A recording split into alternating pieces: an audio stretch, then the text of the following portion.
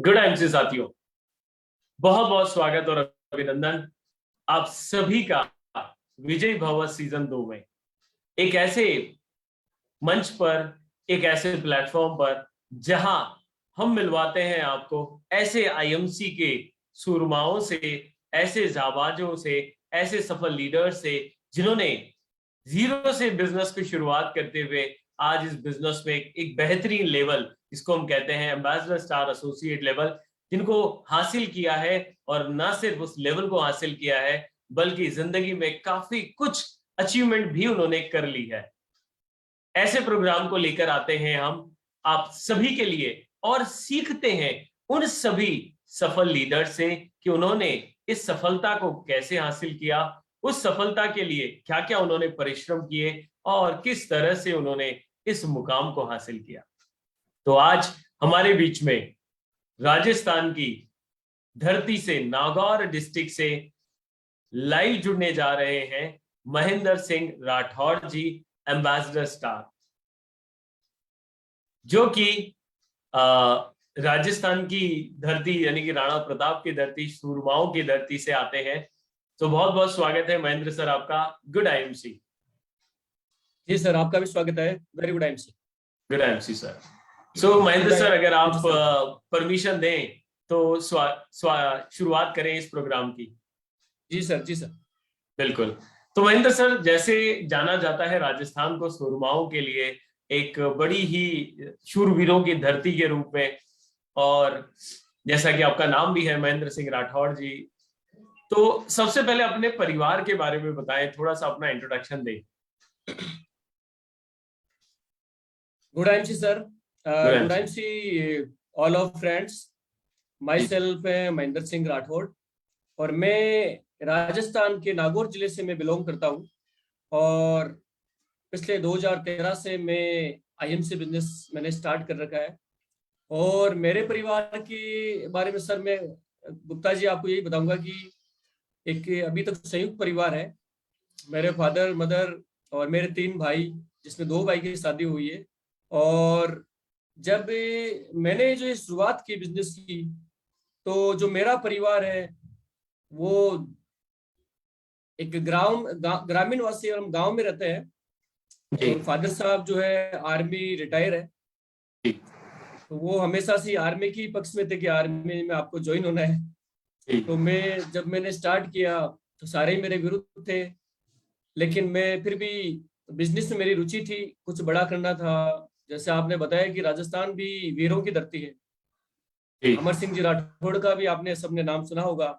तो उन्होंने कुछ खास किया था अपने टाइम में, तो मैंने सोचा भी तो न कोई राजाओं का राज है और न कोई महाराणा प्रताप की तरह कोई 100 किलो भाला उठा सकता है। तो अभी जो टाइम है वो तलवार का नहीं बल्कि शायद कलम का है या स्पीकिंग पावर का है। तो मैंने इस चीज पे अपनी धार दी और मैंने बिजनेस की शुरुआत की। जैसा कि आपने कहा ही, और मैं जानता हूं कि राजस्थान रणबांकुरों की धरती है। आपने कहा पिताजी आपके देश की, मतलब मैं कहूं तो सीमाओं को सुरक्षित रखने में अपना योगदान देते हैं। तो आपने कहा कि शुरुआत में परिवार या पिताजी जो है अगेंस्ट है इस बिजनेस के। यस। तो वो दौर कैसा रहा, फिर शुरुआत कैसी हुई और धीरे धीरे धीरे ये कारवां आज एम्बेसडर लेवल तक कैसे पहुंचा? हाँ जी सर, बिल्कुल बिल्कुल, मैं शुरुआत करता हूँ, बताता हूँ मैं वो मेरी स्टोरी। तो ऐसा सर कि जब मैं लाइफ की जब तरक्की की बात आई, जब सक्सेस की बात आई, तो मैं भी कुछ करना चाहता था। ये बात थी +2 की, जब मैं जोधपुर में पढ़ाई किया करता था। राजस्थान के जोधपुर में। तब क्या हुआ कि मेरा मन लग गया था जोधपुर में, और उधर अच्छा मन लगा हुआ था, दोस्तों में अच्छी यूनिवर्सिटी थी, बढ़िया। मेरे फादर साहब की वहां पे पोस्टिंग थी जोधपुर में, डिव हेडक्वार्टर में। और फादर साहब की जो मतलब पोस्टिंग थी वो कहीं और दूसरी जगह हो गई बाद में। तो उन्होंने कहा कि आपने +2 तो की है लेकिन आप कॉलेज नहीं करोगे आप, क्योंकि यहाँ जो दोस्तों का रवैया शायद मुझे अच्छा नहीं लग रहा है, वो आपको सक्सेस नहीं कर सकते, आप बिगड़ जाएंगे यहाँ पे। तो आप डीडवाना जो मेरा है तहसील है, आप अपने गांव में पढ़ाई करो, वहां भी कॉलेज है। पर मेरा सर जो मन था वो जोधपुर में लग गया था। मेरा एक रट था कि मुझे जोधपुर में ही पढ़ना है, वहीं पे कुछ करना है। तो फादर साहब ने कहा अब आपकी इतनी जिद है तो मैं आपको स्कूल फीस दूंगा या कॉलेज फीस दूंगा, लेकिन आपकी जो खर्चा है, आपका रहन सहन है, वो मैं आपका नहीं कर पाऊंगा, वो आपको अपना सेल्फ करना पड़ेगा। तो सर फिर मेरे ऊपर एक जिम्मेदारी आ गई, रेस्पॉन्सिबिलिटी। तो मुझे कुछ करना था, मेरा मन था वहां पे, जोधपुर जोधपुर था। तो फिर क्या हुआ कि मेरा एक फ्रेंड था, उससे मैंने पूछा आप कुछ भी मुझे जॉब दिला दीजिए, मुझे कुछ ना कुछ करना है, मुझे सिक्योरिटी दिला दीजिए, मेरा खर्चा निकालना है स्टार्टिंग। तब क्या हुआ कि कोई ऐसी मार्केटिंग कंपनी टकरा गई जिसने, हमने स्टार्ट किया और उसने हमने ड्रीम दिखाई हमें कि आप भी मैनेजर बन सकते हैं। तो पहली बार जब मैं आर्मी आर्मी में करता था तो मेरा भूत निकल गया, और मैं, उसने बोला आप 50,000 भी कमा सकते हैं, आप डायरेक्टर भी बन सकते हैं। पहली बार किसी ने ड्रीम दिखाया जोधपुर की उस धरती पे। तो मेरा मन किया कि शायद कुछ ना कुछ मैं भी कर सकता हूँ। तो मैंने स्टार्ट किया। तो वो कंपनी का प्रोजेक्ट काम नहीं करता था, लेकिन उसने हमें सिखाया बहुत कुछ। मेरे दो तीन ऐसे फ्रेंड है जो आज वो आईएमसी में है, वो भी मेरे साथ थे। तो ऐसे करते करते वो एक आरओ लाइन की कंपनी थी, और आरओ लाइन में फिर हमने सोचा क्यों ना हम अपना ऑफिस खोले। तो फिर हमने एक अपना ऑफिस भी खोला, और मेरे पिताजी सबके इनके अगेंस्ट थे। देखिए सर, आप जानते हैं कि आर्मी वाले तो यही चाहते हैं कि आर्मी वाला चाहता है कि मेरा बेटा आर्मी में आर्मी में जाए। हवलदार या सूबेदार बने। तो आर्मी में उस टाइम सर तनख्वाह थी, आज बात करें 2012 या 2006-7 की बात करें तो उस टाइम कुछ भी नहीं था, 10 से 12 हजार सिपाही की तनख्वाह थी। वो मुझे लाइक नहीं हुई।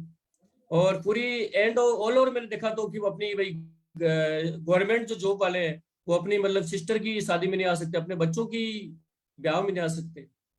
तो फिर मैंने एक डिसीजन लिया कि लाइफ ऐसी नहीं होनी चाहिए, हम आजाद रहे बस। तब हमने वो स्टार्ट किया जोधपुर में। और तब आर्मी में खूब पहले मैंने मतलब चक्कर लगाए, या मैंने वो एग्जाम में भी मैं नहीं पास हो पाया, लेकिन और न उसकी तनख्वाह खास थी तो मेरा ध्यान भी नहीं था।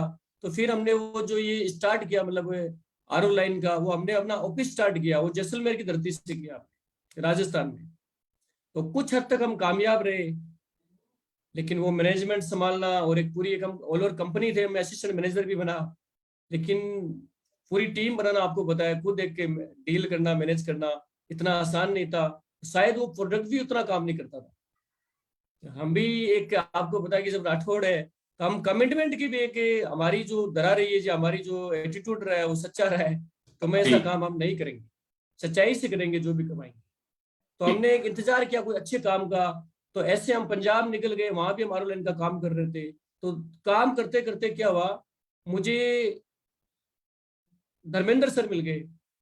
धर्मेंद्र सर पहले से भी मेरे एक अच्छे अजीज मित्र थे, और उन्होंने क्या तू क्या कर रहा है, तो मैं आर लाइन वाला काम कर रहा हूँ। वो भी कुछ ना कुछ इस तरह आर लाइन मतलब एमआर जॉब में काम कर रहे थे। संयोग से वो भी उधर ही थे पंजाब में। अब क्या हुआ कि वो एक दिन एक हमारा एक और फ्रेंड था मिस्टर पठान, तीन दोस्त थे हम। तो वो आई ड्रॉप लेके आ गया कहीं से। वो आईएमसी की आई ड्रॉप थी, एलोजो की। क्या उसकी बात है। आंख में कुछ प्रॉब्लम थी, यस। तो वो आंख लाल हो रही थी उसकी, और उसने एक दो दिन लगाया, काफी प्रॉब्लम होती थी उसकी आंख की, और वो सही हो गया। मैं कहा यार ये प्रोडक्ट काम करता है। ऐसे ही मेरे एक और फ्रेंड थे, धर्मेंद्र जी थे। तो एलोवेरा का जूस एक तुलसी लेके आए, उन्होंने खुद ने पिया, मुझे पिलाया, और हमें थोड़ा एक्टिविटी महसूस हुई। जब हम काम करते थे फील्ड में तो हमें थकावट महसूस नहीं होती थी, हमें लगा कि ये प्रोजेक्ट काम कर रहा है, और आज के बाद हमें इसी प्रोडक्ट में काम करना है। तो ऐसे करते करते हमें मिस्टर अजय मान जी मिल गए, हरियाणा की आन बान और शान, मिस्टर अजय मान। तो ये सरसा में हरियाणा से अजय मान जी से मुलाकात हुई एक टूटी फूटी बाइक पे। तो जब उन्होंने बताया कि महेंद्र जी आप कितना कमा लेते हो, मैं कहा 20,000। तो उन्होंने बताया कि मैं 1,20,000। मैं कहा आप इंसान तो मेरे जैसे ही लग रहे हैं, और पर्सनैलिटी भी आपकी कोई इतनी खास मतलब मेरे जैसी है। तो हाँ। या आप बहुत ज्यादा पढ़े लिखे होंगे।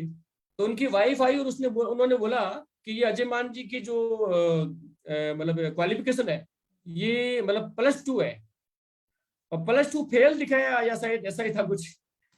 तो मार्क्स कम थे उनके। तो मुझे लगा जब ये कर सकते हो तो मैं भी कर सकता हूँ। तो मैं कहा सर आप, मैं 20,000, आप 1,20,000 कैसे? कहा महेंद्र सिंह जी समय बढ़ाओ शरीर बढ़ाओ। मैं कहा सर समय तो 24 घंटा लास्ट है। कहा ऐसा नहीं है, आप कितना घंटा काम कर रहे हो? मैं कहा मैं 10 घंटा काम कर रहा हूँ। तो आप जैसे मेरे साथ 12 महेंद्र सिंह काम कर रहे हैं, 12 महेंद्र सिंह काम कर रहे हैं, तो आप 10 × 12 लगा लीजिए। मैं कहा तो 120 घंटे हो गया। तो टाइम बढ़ गया, शरीर भी बढ़ गई। अब 1 से 10,000 आ रहा है, तो 12 से 10 इंटू कर लीजिए। अब 12 कितना हो गया? 10,000 × 12, 1,20,000। मैं कहा ये तो बेस्ट है। तो फिर मैं कहा अगर मुझे 50 ही कमाने तो मैं 5 लगा दूं। कहा बिल्कुल 5 लगा देते, आपके 50,000 हो जाएंगे। तो मैंने उस टाइम में ज्वाइनिंग थी कंपनी की, 1,000 रुपए की MRP की किट होया करती थी। 3 उसमें प्रोजेक्ट थे, 750 की DP रेट थी, तो 1,000 रुपये MRP थी। फिर भी हमने वो ज्वाइनिंग ले ली और उसी रात में उस प्रोडक्ट को मैं सेल करके भी आ गया।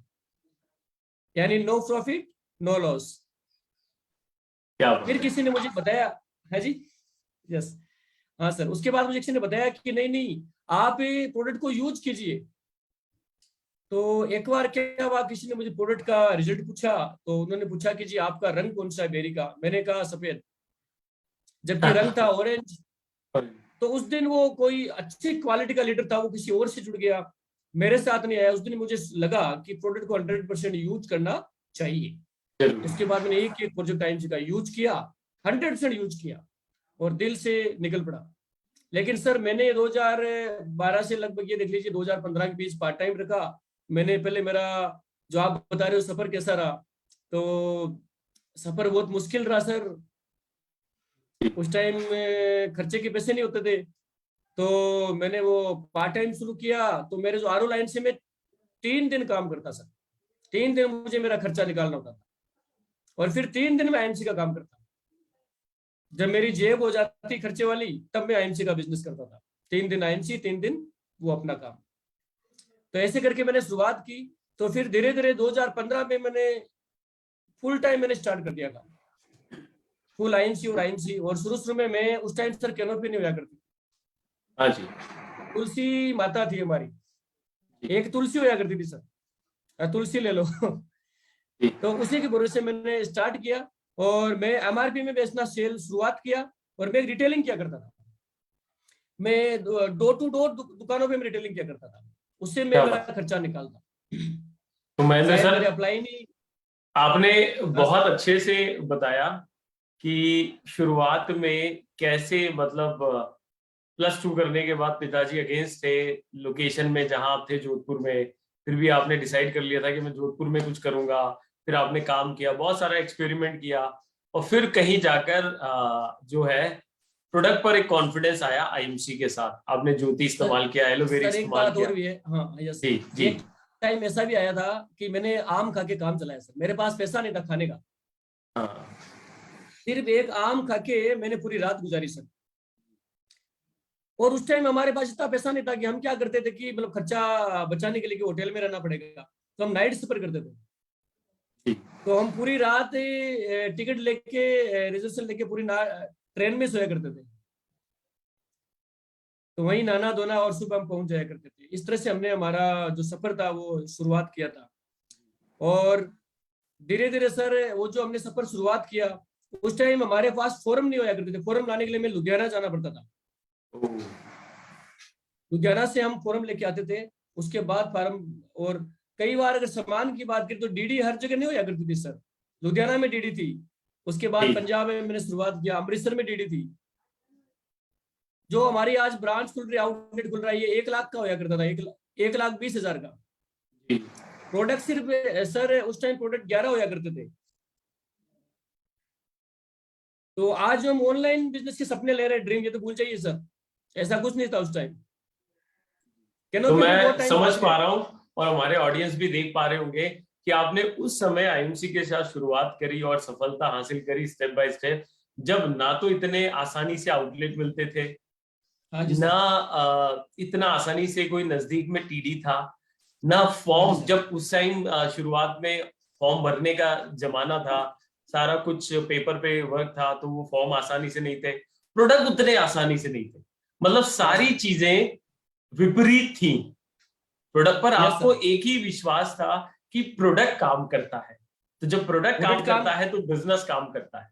और पहली बार जो किट थी उसको एमआरपी पे बेचना होता था। जी और मैं जब पंजाब में स्टार्ट किया तो लैंग्वेज प्रॉब्लम आई। जी सरदार जी लैंग्वेज थी उनकी, वो पंजाबी थी, मैं राजस्थानी, चलो हिंदी बोल लेता हूँ, हिंदी भी। उन्होंने बोला जी हमारी मातृभाषा पंजाबी, तो राठौर जी तो पंजाबी में गल करनी पड़ेगी। तो फिर मुझे समझ नहीं आती, लेकिन मैं कोशिश करता, लेकिन मुझे समझ नहीं आता, लेकिन उनको मैं चाय में तुलसी के ड्रॉप डाल दिया करता था। तो कहा महेंद्र सिंह नु महेंद्र सिंह नु पंजाबी नहीं आती, पर इन्हों की तुलसी चंगी हैगी। हाँ जी इस तरह हम जुड़ जाया करते थे लोगों से। जी जी जी। तो वो दौर शुरुआत हुआ पंजाब हाँ से, सर। फिर राजस्थान, राजस्थान से आज कई सारे राज्यों में आपकी टीम काम कर रही होगी। तो महेंद्र सर, आपने कहा कि आपने किट लिया और फिर उसको एमआरपी पे सेल किया, और आज भी मुझे ऐसा लगता है कि आप रिटेलिंग कर ही लेते होंगे थोड़ा बहुत। हालांकि वो तो आज टीम बड़ी हो गई है तो उतना समय रिटेलिंग पे नहीं जाता होगा, टीम को संभालने में, टीम को मैनेज करने में। पर क्या लगता है आपको, एक एसोसिएट के लिए आईएमसी बिजनेस में canopy activity, home meeting activity और रिटेलिंग, कितना महत्व है इनका? एक्चुअली सर मैं आपको बताता हूँ कि देखिए ये सब काम करके ही मैं आईएनसी बिजनेस में धीरे धीरे धीरे मैंने आगे बढ़ा, ग्रोथ किया है। जी और मेरे पास जो लोग कहते हैं कि साले के साले को जोड़ दीजिए, जी फिर साला अपने साले को जोड़ देगा, नियर को जोड़िए, डियर को जोड़िए, ये काम मैंने नहीं किया अब तक। मेरा एक ही काम था, अननोन लोगों से मिलना। मेरे को इतना बिलीव अपने आप में कि आज भी मैं अननोन लोगों से, जीरो हो जाए मेरी टीम तो मैं बना सकता हूँ। डायरेक्ट लोगों के मिलने की मेरे पास में एक कला है, और वो जो तरीका है वो मेरा तरीका है बस में सफर करना। मेरा एक तरीका था लोगों से डायरेक्ट टीम बनाने का, वो था डायरेक्ट बस में लोगों से बात करना, बिल्ला जी लगा के। ट्रेन हाँ। में लोगों से बातचीत करना, मैं बातचीत नहीं करता, ये बिल्ला बात करता। या फिर क्या होता कि तो मेरे कहीं ना लोगों को कहीं दिखावा आप दिखा। इशारा कर रहे हैं ड्रेस कोड की ओर। हाँ, ड्रेस कोड की ये जो टूल्स है, जी उसके बाद जो तुलसी ड्रॉप थी वो मेरे जेब में होया करती थी, तो मैं एक ड्रॉप डाल दिया करता था। जब लोग देखते थे तब भी मैं उसको पीता था। जी। तो जब मैं पिया करता तो लोग मुझसे पूछते थे कि ये सर ये क्या है। क्या तो है? जब लोग पूछते तो मैं वही मीटिंग करता था। तो ऐसे कर करके मैंने कैनोपी की शुरुआत की, और कैनोपी पब्लिक की एक्टिविटी की मैंने। गार्डन में, गुरुद्वारे में, मंदिरों में, मस्जिद में मैं डायरेक्ट लोगों से मिल गया। और मैं सबसे ज्यादा आई ड्रॉप डालता था लोगों की, जी तुलसी जल पिलाता था। कतई में उसमें शर्म नहीं की सर। तो ऐसे मुझे नए नए लोग मिलते गए, मेरी डायरी में उन सबके नंबर होते थे, मैं उन सबसे फीडबैक लिया करता था। तो जब लोग हमारे प्रोडक्ट यूज करते तो मुझे कॉल भी आता और मैं डायरेक्ट उनसे बना रहता। तो ऐसे अननोन लोगों की मैंने एक खोज खड़ी की पंजाब में। उसके बाद में राजस्थान में मैंने, जब मैं वहां से चेयरमैन निकल गया था तब मैं राजस्थान में मैंने स्टार्ट किया। जी। उसके बाद में छत्तीसगढ़ में मैंने बिजनेस डाल दिया। क्या बात है। पंजाब से ही बंदा मिला और उसके छत्तीसगढ़ में वहां से शुरुआत करवा दी। तो कैनोपी एक्टिविटी भी हुई, और डायरेक्ट ही मैं मेडिकलों में जाता था। डॉक्टर, आर्मी के डॉक्टर पंजाब में बहुत है, और जी मेडिकल लाइन बहुत है। तो मैं ऐसे ही जाता था कि भाई आपको हम एजेंसी दे रहे हैं, आप ले रहे हो तो बेटर है, नहीं तो पास वाले को मिल जाएगी। तो मैं सब लोगों से मिलता, और 10 लोगों से मेरा एक सिस्टम था कि लाभ एवरेज का गेम, औसत का नियम, 10 में से 9 लोग ना करेंगे। अच्छा, एक हाँ करेगा, उसी का मुझे इंतजार था। जी। तो जैसे ही एक पॉजिटिव मिलता मैं उसको पकड़ लेता और उसके साथ में मिलकर काम करता, क्योंकि सर ये बिजनेस है पॉजिटिव एटीट्यूड वाले पीपुल्स का। जी। मैं पॉजिटिव लोगों को ढूंढता था, और मेरे अपलाइन धर्मेंद्र सर ने मुझे यही सिखाया था। मेरे आपने हेड बहुत अपलाइन अच्छी बात धर्मेंद्र कही सर। महेंद्र सर, एक कि आपने शुरू से ही एक सिद्धांत पे काम किया कि अगर मैं 10 लोगों से मिलूंगा तो हो सकता है 9 लोग मुझे हाँ बोले ना बोले, तुलसी यूज करने लग जाए, पर एक व्यक्ति ऐसा मिलेगा जो मेरे साथ कंधे से कंधा मिलाकर इस बिजनेस में आगे बढ़ेगा, और फिर उसी के साथ मुझे आगे बढ़ना है। यस सर, यस सर, इस चीज में बहुत स्ट्रिक्टली थे। और मुझे 10 की बात नहीं सर, 20 में से अगर 18 लोग भी मुझे ना कर दे हम्म। तो nothing doesn't matter, lead the matter. मुझे 2 लोग फिर मिल जाएंगे, 19वां और 20वां। जी। जब ऐसे तक ये चलता था 19वां मैं। 20वां नहीं मिलेगा तब तक हम 20 की गिनती छोड़ेंगे नहीं। हाँ यस सर, ये पीपुल लाव, मतलब ये मैक्सिमम पीपुल से मिलने का ये बिजनेस है हमारा। यस। और दुनिया में कुछ करने वाले लोग बैठे हैं, उनका मैं वेट करता हूँ। सही बात है। तो सर शुरुआत हुई मुश्किलों के साथ, प्रोडक्ट आसानी से उपलब्ध नहीं था, शुरुआती दौर था, फॉर्म आसानी से उपलब्ध नहीं था, टीडी आउटलेट फ्रेंचाइजी आसानी से उपलब्ध नहीं थे, प्रोडक्ट आसानी से उपलब्ध नहीं था, भाषाओं का बड़ा मुश्किल दौर था कि आप पंजाब में बिजनेस शुरू किया। इस सबके बीच में ऐसा क्या था जिसने आपको हमेशा प्रेरित किया कि नहीं, करना है तो आईएमसी ही करना है? हाँ सर, देखिए मेरा विजन क्लियर था। मुझे इतना पता लग गया था अजय मान साहब से मिलने के बाद कि यहाँ पे दौलत, शोहरत, इज्जत वो सब कुछ है, और अजय मान साहब की पूरी हिस्ट्री में जान चुका था। एक बाइक पे मैंने उनको देखा था, उसके बाद में जब मैं उनके एक सेमिनार में जाता हूँ तो उनके लिए तालियां बजाई जाती है, और मैंने भी उनके लिए बम फोड़े, उन्होंने मेरे हाथ में दे दिया। तो मैंने भी उनके लिए, वो मुझे भी अच्छा लगा कि मुझे अपने फैमिली का हिस्सा समझ रहे हैं, तो मुझे लगा एक सम्मान भी है इंसान के लिए।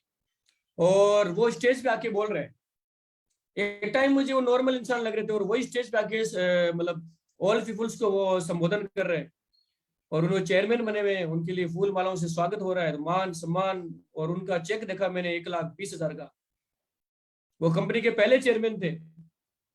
तो उस दिन मुझे विश्वास हो गया, मैं कहा जो करना है तो आईएमसी करना है, क्योंकि यहाँ पे एक चीज मुझे समझ लग गई, हम अकेले काम नहीं कर रहे, एक चना बाहर नहीं फूटता सर, और संगठन में क्या होती है शक्ति। मुझे पता लग गया कि जयपाल गेटी संसार का पहला अरबपति इंसान था, उसने बोला कि एक इंसान से 100 रुपए कमाने से अच्छा है कि आप 100 लोगों से 1-1 रुपया कमाइए। तो मिलजुल के काम करना था, और मुझे लोगों से मतलब विजन मेरा क्लियर हो गया था कि मुझे अगर काम करना है तो मुझे आईएमसी बिजनेस में करना है। और एक सवाल और पूछा था आपने अभी, विजन मेरा क्लियर हो गया था कि आईएमसी ही क्यों करना है जी। हाँ, विजन मेरा क्लियर था पूरा। विजन क्लियर और हो आपने गया नेक्स्ट था। पूछा था अभी, नेक्स्ट मैंने ये पूछा था सर कि हमारी ऑडियंस जरूर ये जानना चाहेगी कि इतनी सारी मुश्किलों के बाद, दिक्कतों के बाद भी आपने जब शुरुआत करी तो कैनोपी भी लगाई, होम मीटिंग भी करी होगी, प्लान भी दिखाए होंगे, तो कितने प्लान आप रोज दिखाते थे? यस, मैं समझ गया सर। ऐसी एक मुश्किलें बहुत आई मेरे सामने, लेकिन मैं हमेशा, मेरे में कॉन्फिडेंस था, आई टू आई कांटेक्ट मेरा होता था। मुझे पता था वही लाभ फिर उसका गेम कि मैं 10 लोगों से मिलूंगा, मुझे एक बंदा मिलेगा। अब वो चाहे लैंग्वेज प्रॉब्लम है, जो मर्जी है, बॉडी लैंग्वेज से, हाव भाव से, आई टू आई कांटेक्ट से, तो ये सब काम बन ही जाते हैं, चाहे वो कुछ भी है, लैंग्वेज प्रॉब्लम है। और मेरा काम था कि मुझे दिन में 10 प्लान नहीं तो पांच प्लान तो करने ही है। तो मेरा काम था दिन में कम से कम अगर 3 प्लान भी किए जाएं तो महीने में 90 प्लान हो जाते हैं। अब फिर ला फिर उसका गेम आप स्ट्राइक करता है, कितने हो गए? 9% हो गए। अच्छा, मैं 9 में भी और उल्टा करता था, 9 में मुझे एक ही चाहिए था। तो ऐसे करके मेरा काम मैंने बंद नहीं किया, मैंने चालू रखा सर। बहुत सारे लोग आए, बहुत सारे लोग गए, लेकिन मैं जो अपना काम है मैं करता रहा। श्री कृष्ण जी ने जो बोला है गीता में, माँ कर्मा दे हर्षु माँ फलेसु कदाचन, मतलब कर्म करते रहो, फल की इच्छा ना रखो। तो आपने कंसिस्टेंसी यानी कि निरंतरता पे काम किया, आप रुके नहीं कहीं, आए लोग गए लोग, कोई दिक्कत नहीं है, सारी बाधाओं के बाद भी आप कंटिन्यू करते रहे। यानी कहीं ना कहीं आप यही कहना चाह रहे हैं कि बिजनेस में अगर ग्रो करना है, लंबा चलना है, सफलता अचीव करनी है, तो लगातार लगातार लगातार काम करना बहुत जरूरी है। कंटिन्यूसली जरूरी है सर। ऐसा है कि मेरा एक ही सिस्टम था कि डाउनलाइन काम नहीं कर रहा या ऊपर के अपलाइन काम नहीं कर रहे, डजेंट मैटर, ये मेरे लिए मैटर नहीं करता। मुझे ये था कि नीचे कौन एक्टिव है, कौन पॉजिटिव सोच रहा है, काम कर रहा है। अब मेरे अपलाइन आए कि नहीं आए ये मैंने कभी नहीं सोचा। अपलाइन मुझे बोलते कि आप कॉल नहीं करते मुझे जी, मैं अपना काम हमेशा करता रहता हूँ। मेरे पास कभी भी कंप्लेंट की जगह नहीं होती है। कंप्लेंट वो शायद आज भी सत्यम सर भी ये सोचते हैं कि सभी की कंप्लेंट होती है, महेंद्र जी की ज्यादा कंप्लेंट नहीं होती। मैं अपना कर्म करता हूँ। अच्छा क्या हो रहा है कंपनीज में, बुरा क्या है, मैंने ये नहीं देखा, क्योंकि सारे टॉप 10 बैठे हैं, टॉप 200 लोग बैठे हैं मिस्टर स्टार एंड अबाउ। अगर वो मेरी प्रॉब्लम तो सबकी आ रही है, तो इसमें इंप्रूवमेंट हो ही जाता है। तो मैंने हमेशा हमारे कर्म पे ध्यान दिया है, मैं काम करता गया।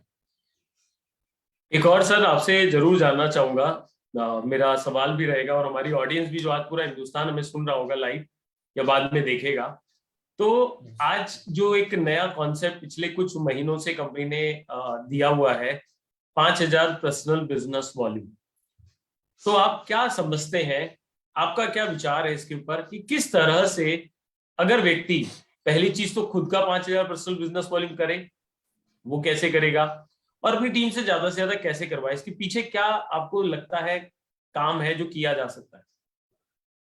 देखिए सर, कहते हैं कि हमेशा कुछ बड़ा सोचिए। 1,000 व्यू का काम हमने किया, बिजनेस किया, तो उसमें पूरा हमारी जान लगती है, हम लोगों को समझाते हैं, लेकिन कुछ बड़ा यानी 5 गुना बड़ा हो गया। 5,000 बोलने मतलब 5 गुना बड़ा हो गया। तो सीधी सी बात है कि 5,000 में अगर हम बिजनेस को हम करते हैं तो हमारे जो अचीवमेंट है, हमारी जो सक्सेस है, थोड़ी सी जल्दी नजदीक आ जाती है।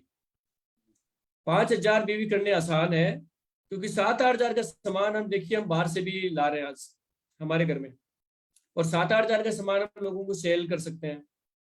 और दूसरी बात है कि 5,000 जो वॉल्यूम है, ये किसी के लिए भी आसान है, ये डिफिकल्टी नहीं है, ये मैंने खुद ने किए हैं। और पूरे महीने का 13 से 15 हजार का सामान बनता है। एक इंसान अगर कैनोपी लगाए, हमारे एसोसिएट, तो वो अगर वो दिन में 500 रुपए के भी सेल करे तब भी ये चीज पॉसिबल है। तो 500 रुपए कोई बड़ी बात नहीं है, और ये एमआरपी में 3-4 हजार रुपये हमारी मतलब इनकम भी हो जाती है इसमें, रिटेल मार्जिन हमारा चेक भी बनता है। और एक सोना सा एक हमारा ब्रेसलेट है सुंदर सा जो एक सोने की तरह चमकता है, वो भी आ रहा है। और 5,000 बीवी देखिए, अगर हम रेगुलरली करें, अगर हम 89 लोगों को करा देते हैं तो हम डायरेक्टली चेयरमैन बन जाते हैं। जी हाँ। अभी आप अगर मुझे पूछेंगे तो मेरे डाउन में सर 16,000 लोग जुड़े हुए हैं, पर वो 5,000 बीवी से नहीं जुड़े, मैंने वैसे ही ज्वाइन करा रखा है। लेकिन अगर 5,000 बीवी, जब मैंने चेयरमैन बना था तो मुझे आज पता है कि उस टाइम 10,000 लोग जुड़े होंगे। पंजाब से जब मैं चेयरमैन बना था, जब मैं रूबी बना था तो मेरे साथ 5-6 हजार लोग थे, लेकिन वो 5,000 बीवी वाले नहीं थे, वो यूज कर रहे थे, या 1,000 बीवी 500 बीवी वाले थे। तो लोगों की संख्या मेरे पास बहुत है। लेकिन 89 5,000 बीवी का जो फॉर्मूला है, इससे 89 से हम डायरेक्टली कंपनी में चेयरमैन बन रहे हैं, और 390 लोग कर रहे हैं टोटल, तो कंपनी में क्राउन प्रेसिडेंट बन रहे हैं, सीपी। क्या बात है। यस, ये सर जो हमारी लाइफ का एक ड्रीम है, जो हम दौलत शोहरत और एक वर्ल्ड टूर जो पाना चाह रहे हैं, तो वो सब चीजें हमें इसमें मिल रही है, और आज हमने भी वो चीजें अचीव की है। जी। तो 5,000 के फॉर्मूले से बहुत फास्ट ग्रोइंग है वो हो सकती है, और आज हमारे आईएमसी जो मैनेजमेंट है, ये हिंदुस्तान में सबसे आगे जा सकता है। हम इंडिया में नंबर 1 कंपनी बन सकते हैं सर। जी। तो आपने बहुत अच्छी एक बात कही कि ये जो 5,000 पर्सनल बिजनेस वॉल्यूम है, तो हर व्यक्ति कर सकता है।